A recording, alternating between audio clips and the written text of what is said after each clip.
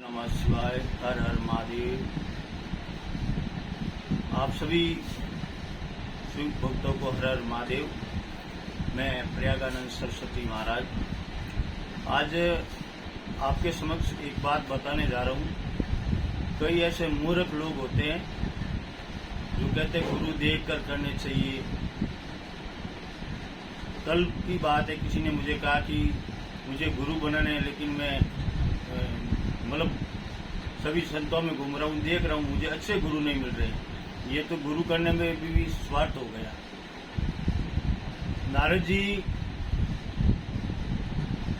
नारद मुनि जी थे, उनके गुरु थे जो वो एक मछुआरा थे, कालू कीर नाम था उनका, वो मच्छी का व्यापार करते थे। और वाल्मीकि जी जो थे, जिन्होंने मर्यादा पुरुषोत्तम भगवान श्री राम के जन्मों से पहले ही श्री रामचरितमानस की रचना की थी, वो एक डाकू थे।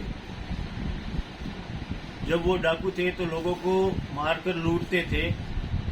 तो एक दिन नारद जी मिल गए उनको, और उन्होंने नारद जी को पकड़ लिया। और नारद जी ने कहा, जितना धनमाल चाहिए मैं तुझे दे दूंगा, तू मुझे जिंदा छोड़ दे। तो वाल्मीकि जी ने कहा, नहीं, हम दान नहीं लेते, डाकुओं का एक सिस्टम है, हम व्यक्ति को मार के लूटते।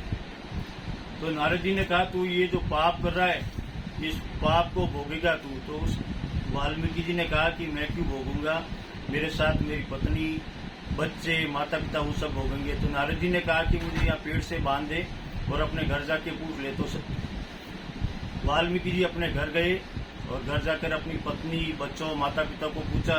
तो सबने कहा कि अब तेरा कर्तव्य हमारा पालन पोषण करना, और तू कैसे भी करेगा ये तेरा कर्तव्य है, लेकिन जो तू पाप करके भी हमारा पालन पोषण करेगा तो उस पाप के भागी हम नहीं है। तो वहां से वो लौट गए और नारद जी के पैर पकड़े और नारद जी को कहा कि आप मुझे शिष्य बनाइए। तो नारद जी ने गुरु मंत्र में दिया था राम राम। तो वाल्मीकि जी को राम राम नहीं आता था, तो उन्होंने उल्टा नाम जपा। बोलते हैं कि उल्टा नाम जपे जग जाना, वाल्मीकि भय ब्रह्म समाना। तो मतलब वो ब्रह्म ज्ञानी हो गए थे, ब्रह्मा जी के समान हो गए थे। तो गुरु होता है ना, वो एक विश्वास होता है, वो एक आस्था होती है। गुरु छोटे बड़े नहीं होते। और मीराबाई जी थे जो राजघराने से थे, उनके गुरु रेदा जी थे जो एक जाति के समार थे, और वो चमड़े का काम करते थे। तो जो ये कहते हैं कि गुरु देख कर करने चाहिए, मैं समझता हूँ वो महामूर्ख है। जैसे एक घड़ा होता है, उसमें 10 लीटर पानी आता है, तो उसमें 20 लीटर पानी डालेंगे, क्या होगा, वो ऊपर से निकल जाएगा। तो कुछ ऐसे अज्ञानी हो जाते हैं जो मतलब ज्यादा ज्ञान होने पर फिर वो रावण की तरह महामूर्ख बन जाते हैं। तो ऐसे लोगों की बातों में नहीं आना चाहिए और ऐसे लोगों के धांसे में नहीं आना चाहिए। गुरु एक समान होते हैं, गुरु एक विश्वास होता है, गुरु एक आस्था होती है।